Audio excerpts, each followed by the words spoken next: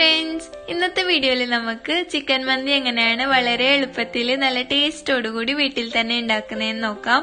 അപ്പോൾ വീഡിയോയിൽ കിടക്കുന്നതിന് മുമ്പ് ഈ ചാനൽ സബ്സ്ക്രൈബ് ചെയ്യാത്തവരുണ്ടെങ്കിൽ ഒന്ന് സബ്സ്ക്രൈബ് ചെയ്ത് സപ്പോർട്ട് ചെയ്യാം. അപ്പോൾ നമുക്ക് നേരെ വീഡിയോയിലോട്ട് കിടക്കാം. അതിനായി ആദ്യം ഒരു പാത്രത്തിലോട്ട് നമ്മുടെ ചിക്കൻ വെച്ചുകൊടുക്കാം. ഒന്നിന്റെ മുകളിലായിട്ട് മറ്റൊന്ന് വരാത്ത രീതിയിൽ വേണം നമുക്ക് ചിക്കൻ വെച്ചുകൊടുക്കാൻ വേണ്ടിയിട്ട്.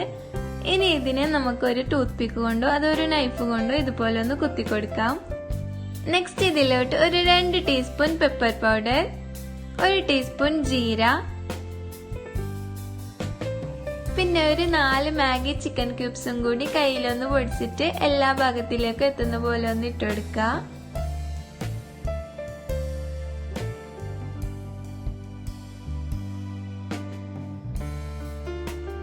അടുത്തതായി ഞാനിവിടെ കുറച്ച് ഫുഡ് കളറും കൂടി ആഡ് ചെയ്യുന്നുണ്ട്. നിങ്ങൾക്ക് വേണ്ടാന്നുണ്ടെങ്കിൽ ചേർക്കേണ്ട ആവശ്യമില്ല. നെക്സ്റ്റ് ഒരു 1/2 കപ്പ് കാപ്സിക്കം നല്ലപോലെ അരിഞ്ഞെടുത്തത്, പിന്നെ ഒരു 3 table spoon coriander leaves, 2.5 table spoon mint leaves, പിന്നെ 1 കപ്പ് ഓയിലും കൂടി ചേർത്തിട്ട് നന്നായി ഒന്ന് മിക്സ് ആക്കി എടുക്കുക.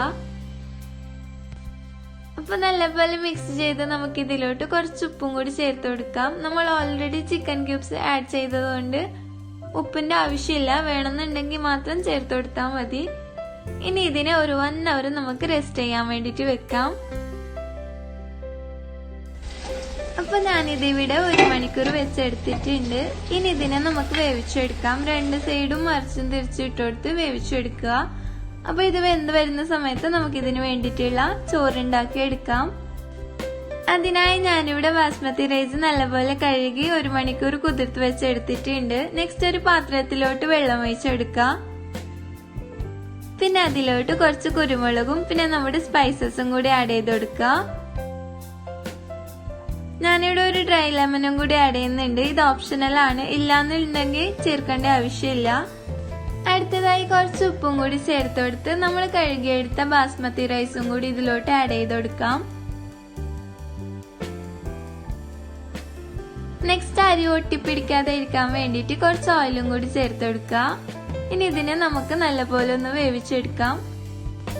അപ്പൊ നമ്മുടെ ചോറ് നല്ലപോലെ വെന്ത് വന്നിട്ടുണ്ട്. ഇനി നമുക്ക് ഇതിന്റെ വെള്ളമൊക്കെ ഒന്ന് ഊറ്റിയെടുക്കാം. നെക്സ്റ്റ് ഊറ്റിയെടുത്ത ചോറ് നമുക്ക് നമ്മുടെ ചിക്കന് വെച്ചിട്ടുള്ള പാത്രത്തിലോട്ട് ആഡ് ചെയ്ത് കൊടുക്കാം.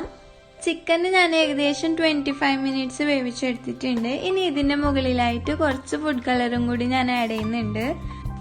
മിഡിലായിട്ട് ഒരു പാത്രം വെച്ച് അതിലോട്ട് ഒരു ചാർക്കോൾ കത്തിച്ച് കനലാക്കി വെച്ചുകൊടുക്കുക. പിന്നെ ഒരു 10 മിനിറ്റ് മൂടി വെച്ച് ദമ്മയിൽ വെച്ചുകൊടുക്കുക. ചാർക്കോളിന്റെ മുകളിലായിട്ട് കുറച്ച് ഓയിൽ ഒഴിച്ചെടുത്താൽ നല്ല സ്മോക്ക് വരും. ആ ഒരു സ്മോക്കി സ്മെല്ലോട് കൂടി ചോറൊക്കെ കഴിക്കാനായിട്ട് നല്ല ടേസ്റ്റ് ആണ്. ഇതൊരു പ്ലേറ്റിലോട്ട് നമുക്ക് സെർവ് ചെയ്യാം. അപ്പൊ ഇത്രയേ ഉള്ളൂ, നമ്മളുടെ ഈസി ആൻഡ് ടേസ്റ്റി ചിക്കൻ മന്തി റെഡിയാണ്. എല്ലാവരും ഒന്ന് ട്രൈ ചെയ്ത് നോക്കുക. ഫീഡ്ബാക്ക് കമന്റിലൂടെ അറിയിക്കുക. ഈ വീഡിയോ ഇഷ്ടപ്പെട്ടെന്നുണ്ടെങ്കിൽ ലൈക്ക് ചെയ്യുക, ഷെയർ ചെയ്യുക.